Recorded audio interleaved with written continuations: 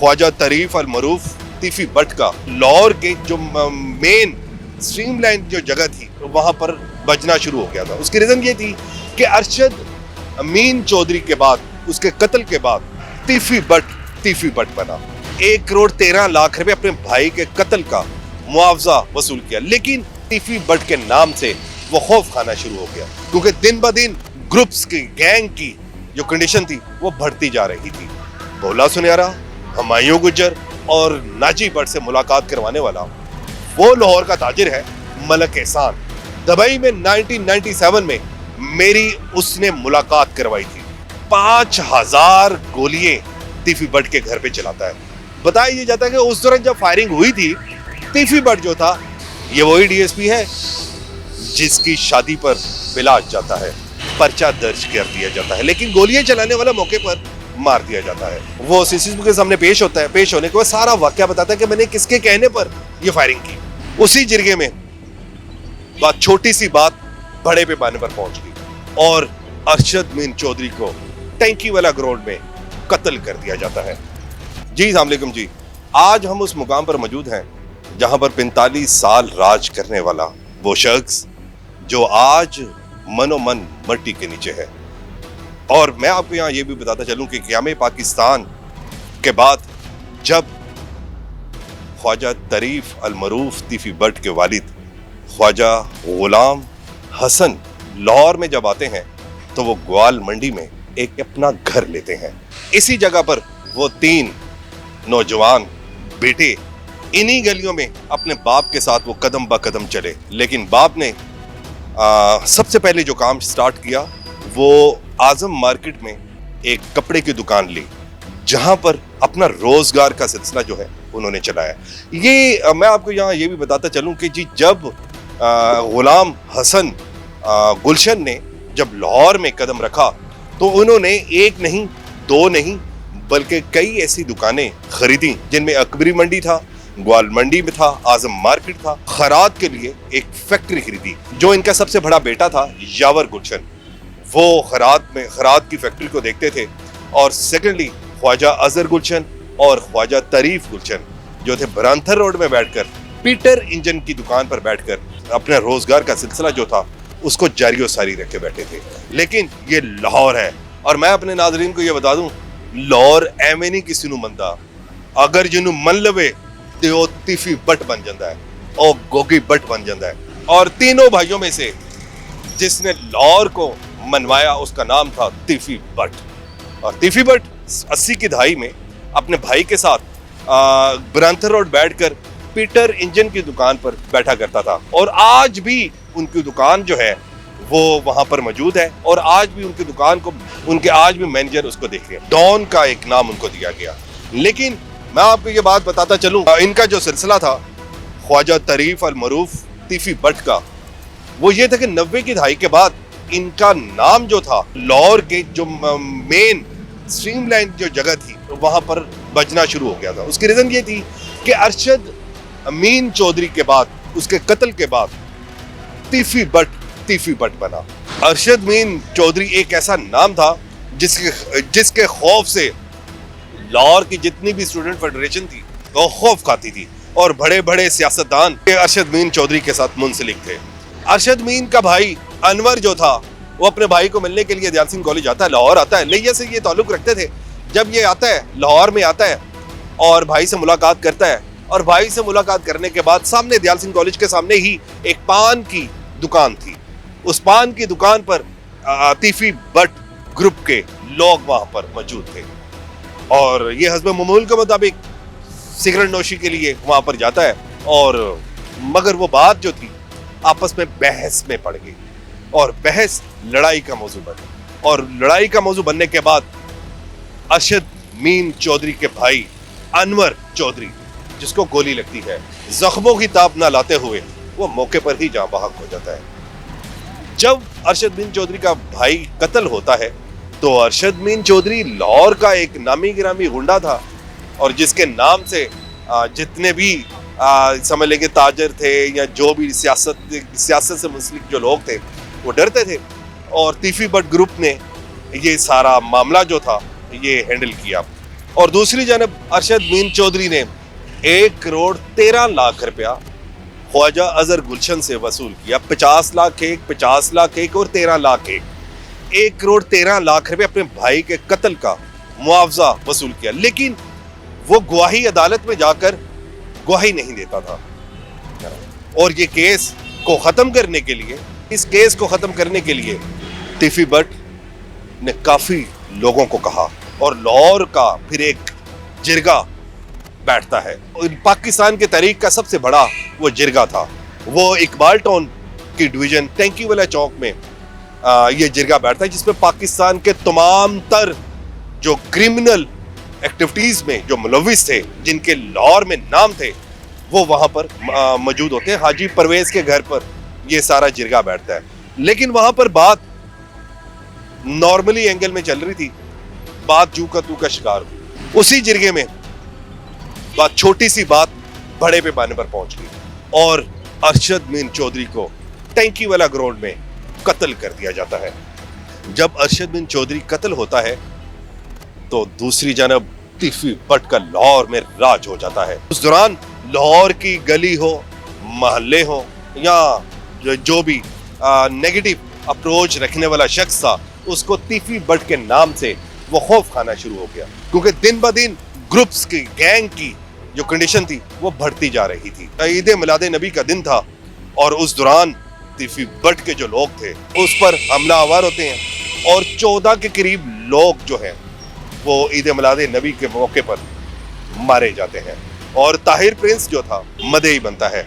इसने by name तीफी Bhatt पर मुकदमा दर्ज करवाता है। मुकदमा दर्ज करवाने के बाद इस बात को खत्म करने के लिए काफी लोग बीच में पड़े, लेकिन at the end of time Tahir Prince इस केस का मदई बना। अर्ली 90s की बातें हैं जब ये सारे वाकयात जो थे रूनुमा होते हैं और इन वाकयात की मद में तीफी भट्ट ख्वाजा तरीफ गुलशन से तीफी भट्ट बना। और वक्त की दौड़, सियासत का मेल जोल, ताकत, पैसा कदमों पे पड़ा हो तो तीफी भट्ट को तीफी भट्ट बनने से कौन रोक सकता था। उस टाइम के उजरती कातिल हनीफा बाबा, भोला सुनहरा, हुमायूं गुजर और नाजी भट्ट जैसे लोग तीफी भट्ट ग्रुप का हिस्सा बनते हैं।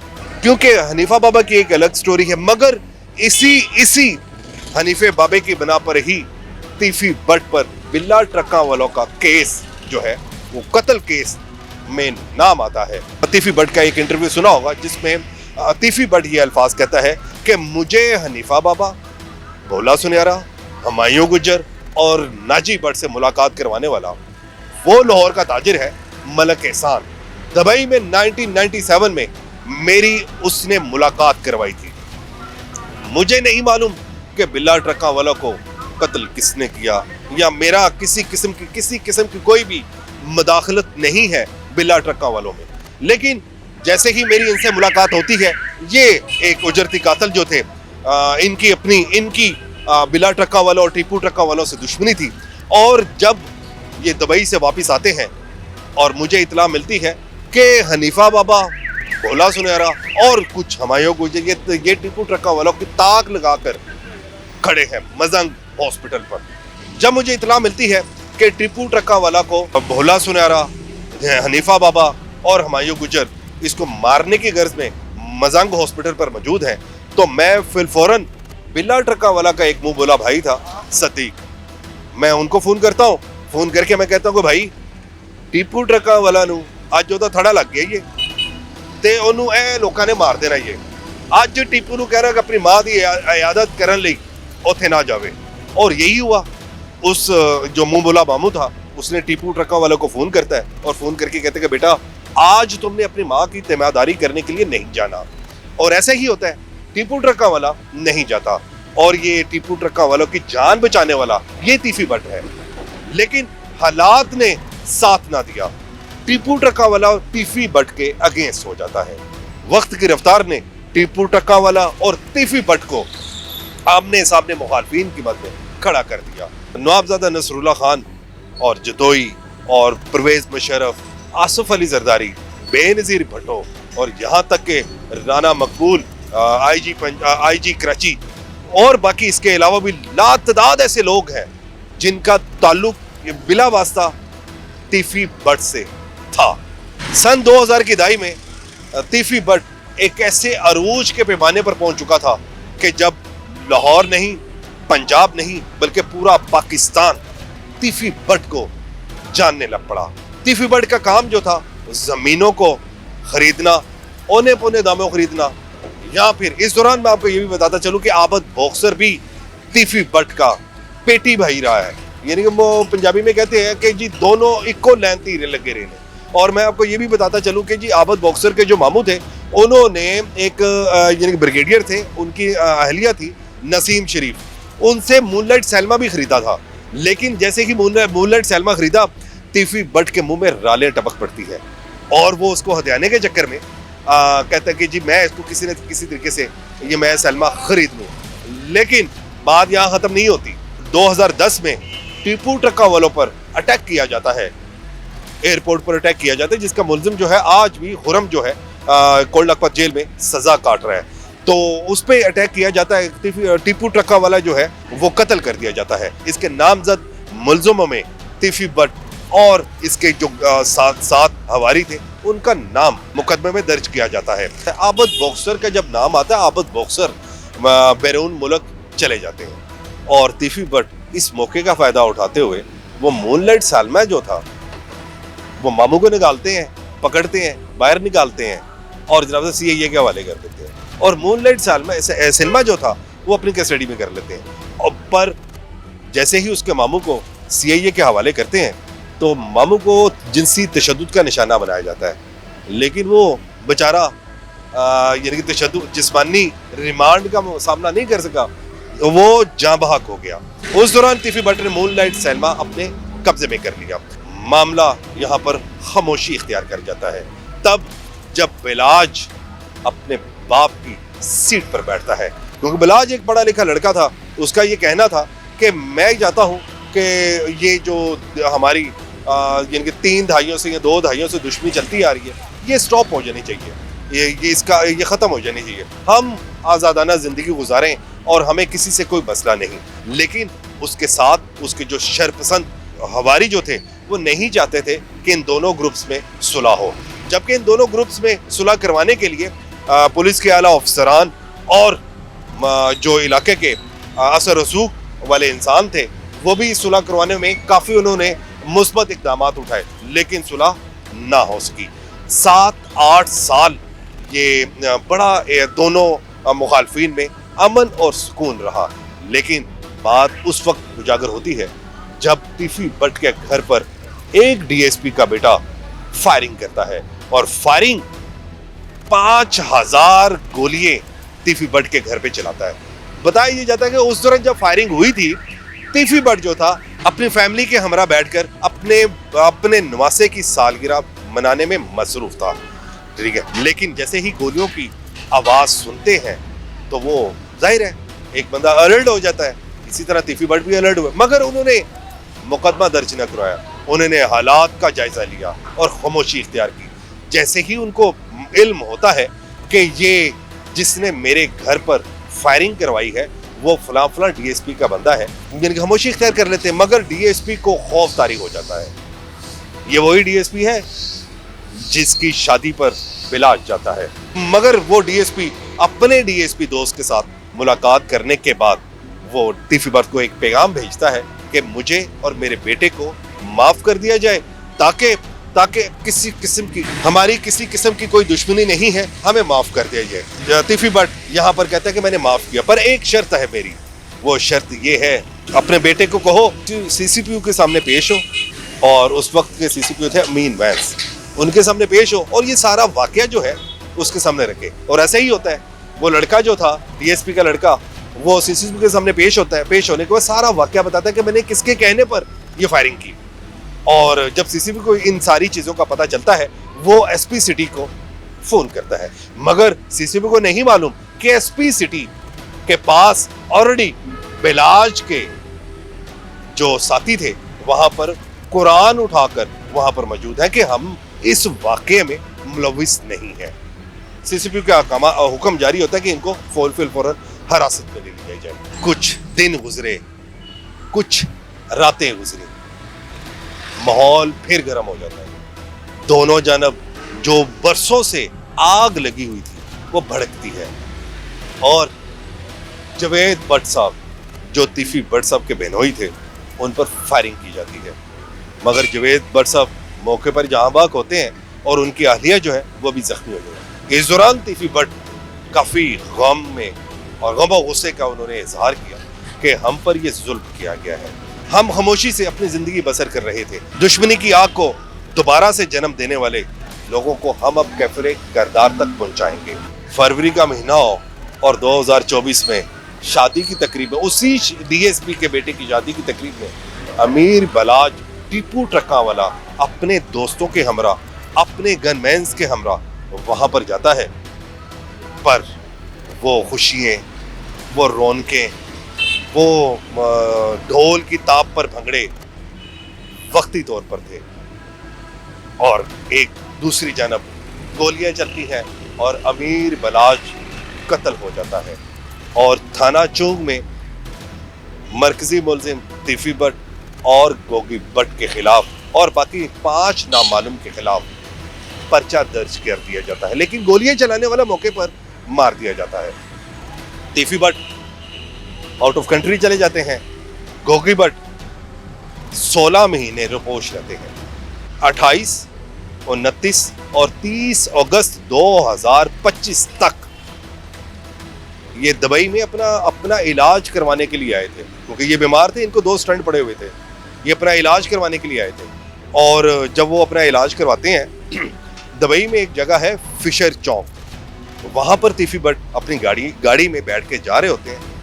सीसीडी का डीएसपी जिसका नाम खालिद वरिया है वो तीफी भट्ट को पहचान लेता है और तीफी भट्ट को मौके पर दुबई पुलिस के हमरा वो तीफी भट्ट को अपनी हिरासत में ले लेता है, लेकिन एक नामालूम शख्स बीच में एंटर होता है और कहता है मेरे पैसों का मुतालबा है, और आप दुबई पुलिस को बताते हैं। दुबई पुलिस तीफी भट्ट को अपनी तवील में ले लेती है, लेकिन खालिद वरिया लाहौर में जो सीनियर्स ऑफिसर्स हैं उनको इन्फॉर्म करता है कि तीफी भट्ट जो है मैंने अपनी हिरासत में, दुबई पुलिस ने अपनी हिरासत में ले ली है, मुझे अब तीफी भट्ट के मुकम्मल मुकदमात की डिटेल चाहिए ताकि मैं दुबई पुलिस को दिखा सकूं। और वो दुबई से पाकिस्तान भी आता है 1 दिन के लिए, तमाम डॉक्यूमेंट्स इकट्ठे करता है, इकट्ठे करने के बाद दोबारा दुबई जाता है। जब दोबारा दुबई जाता है दुबई पुलिस को वो दिखाता है और फिर दुबई पुलिस जो है हस्ब मामूल के मुताबिक अदालत में पेश करती है। जब अदालत में पेश किया जाता है तीफी भट्ट को, तो तीफी भट्ट से पूछा जाता है क्या आप ख्वाजा तारीफ अल मरूफ तीफी भट्ट साहब आप पाकिस्तान जाना चाहते हैं? तीफी भट्ट ने कहा कि जी बिल्कुल मैं पाकिस्तान जाऊंगा, वो इसलिए कि मेरे पर जितने भी झूठे मुकदमात दर्ज अब तक जो दर्ज किए गए हैं वो मैं फेस करूंगा। तीफी भट्ट का कराची एयरपोर्ट पर आना और पुलिस का सीसीडी का उसको अपनी हिरासत में लेना और फिर वाया लाहौर लेकर आना बाय रोड, और रास्ते पर 2 मसल्ला गाड़ियों का रुकना और पुलिस वैन पर अटैक होना, और एफआईआर के मतन के मुताबिक तीफी भट्ट जो है उन गाड़ियों में बैठकर फरार हो जाता है और पुलिस को उसका ताकुब करना। जिमरान नामी ऐसे ही सीसीडी का रेंजर का उसका वहां पर पहुंचना, सब्जल इलाका है वहां पर पहुंचना और उन गाड़ियों को रोकना और 20 से 25 मिनट तक फायरिंग, क्रॉस फायरिंग होना। और इस दौरान एक पुलिस कांस्टेबल था नूर, वो भी जहाँ भाग होता है और गोलियां काफी इतनी ज्यादा चलाई जाती हैं। जब तीफी भट्ट की शनाख्त की गई हॉस्पिटल, क्योंकि वहाँ क्या है हॉस्पिटल था शेख जायद, वहाँ पर तीफी भट्ट को लेके जाया जाता है, फिर शनाख्त होती है ये तीफी भट्ट है, ख्वाजा तारीफ गुलशन है। जो बड़ी बात है वो मैं अपने नाजरीन को यहाँ ये बताऊंगा। ये सारी कहानी बताने का मकसद सिर्फ और सिर्फ इतना है कि तीफी भट्ट के मुतालिक हमेशा नेगेटिव अप्रोच के साथ बात की गई है। तीफी भट्ट लोगों के लिए, मनफी लोगों के लिए मनफी था और पॉजिटिव लोगों के लिए बड़ा एक धीमा और एक बड़ा सॉफ्ट आदमी था।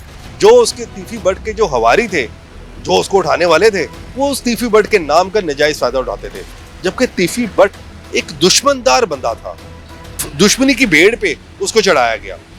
और ऐसे ही होता है। उसका भाई ख्वाजा अजहर गुलशन अपने भाई की मैयत को लेने के लिए रहीम यहाँ जाता है तो उनके ये मीडिया में नशर किया गया है, मीडिया में ये रिपोर्ट सामने आई है, जिसमें ख्वाजा अजहर गुलशन ये कहते हैं कि जो मुतलका अफसरान है वो उनका ये कहना है कि हम आपको इनकी मैयत नहीं देंगे, हमारे साथ आप कुछ एग्रीमेंट कर लें कि आप जो भी उनका एग्रीमेंट होगा, यानी कि वो नाजरीन बासानी समझती हैं, तो जिस पर इन्होंने एग्रीमेंट नहीं किया और इनको मैयत दे दी जाती है। और वो जब घर में उसी जगह जहाँ पर एक राज था तीफी ख्वाजा तरीफ अल मरूफ तीफी भट्ट का, और जब घर में इनकी मैयत पड़ी होती है तो बाहर जब ख्वाजा अजहर गुलशन आता है विक्ट्री का निशान बनाता है और वो हुकूमत से मुतालबा करता है और कहता है कि वज़ीर आला पंजाब मरियम नवाज शरीफ साहबा और वज़ीर आज़म पाकिस्तान शहबाज शरीफ, आपने मुझे भाई की लाश में एक अच्छा तोहफा दिया है, मैं आपका शुक्रगुजार हूँ, मैं आपका तहे दिल से शुक्रगुजार हूँ कि आपने मुझे भाई की लाश का तोहफा दिया। ये एक वो पैगाम था, क्योंकि ये वो घराना है जो असर रसूख रखने वाला है। हमजा शहबाज जो है, ये इनके साथ इनका बड़ा कोऑर्डिनेशन था। हर महफिल में, हर किसी भी कोई भी ऐसा इवेंट होता था तो हमजा शहबाज जो है इनकी महफिल, इनकी उस इवेंट का हिस्सा होता था। 11 अक्टूबर 2025 को तीफी भट्ट को मुकामी कब्रिस्तान पर दफना दिया जाता है। अब जो दूसरा सवाल ये है कि जो लोग सोशल मीडिया में उठा रहे हैं और मुख्तलिफ किस्म के तज्जिए जो कर रहे हैं, वो कर रहे हैं गोगी भट्ट पर, ख्वाजा अकील अल मरूफ गोगी भट्ट पर, कि जी जो आइंदा 24 घंटों के बाद एक खबर और सामने आएगी कि जब एक मुबैना पुलिस मुकाबले में मार दिया जाएगा किसे, ख्वाजा अकील अल मरूफ गोगी भट्ट को। ऐसी खबरें कौन शाया करता है कि आइंदा 24 घंटों में गोगी भट्ट को भी पार कर दिया जाएगा, क्योंकि तीफी भट्ट को भी पार कर दिया गया, जबकि गोगी भट्ट पिछले 6 से 7 दिन गुजर गए हैं। गोगी भट्ट टिल रिपोर्ट है। गुज़श्ता दिन गोगी भट्ट की सेशन कोर्ट में तारीख थी, जो उस तारीख पर गोगी भट्ट नहीं जाता और जज नजमुल्लाह हसन ने 3 मरतबा सुबह 8 बजे आवाज़ दी, 9 बजे आवाज़ दी, 10 बजे आखिरी आवाज़ देकर जमानत को कैंसिल कर दिया, जबकि सीसीटी ने मुकम्मल जितने भी मुकदमात थे वो मुकदमात लेकर, पूरा रिकॉर्ड लेकर वो जज साहब के सामने पेश हो गया। मगर गोगी भट्ट पेश क्यों नहीं हुआ? लेकिन दूसरी जानब जो गोगी भट्ट के लवाकीन है, उनका ये मुतालबा है कि हमारे भाई को, गोगी भट्ट को इतनी इजाज़त दे दें कि वो तीफी भट्ट के जनाजे पर आ सके, जबकि पुलिस का ये मौक़िफ़ है गोगी भट्ट हमारी कस्टडी में नहीं है। तो गोगी भट्ट अगर पुलिस की कस्टडी में नहीं है तो फिर गोगी भट्ट है कहाँ? इंसाफ के तराजू को किस तरह पूरा किया जाएगा? इसके साथ ही अपने मेज़बान हैदराना को इजाज़त दें। अल्लाह हाफ़िज़।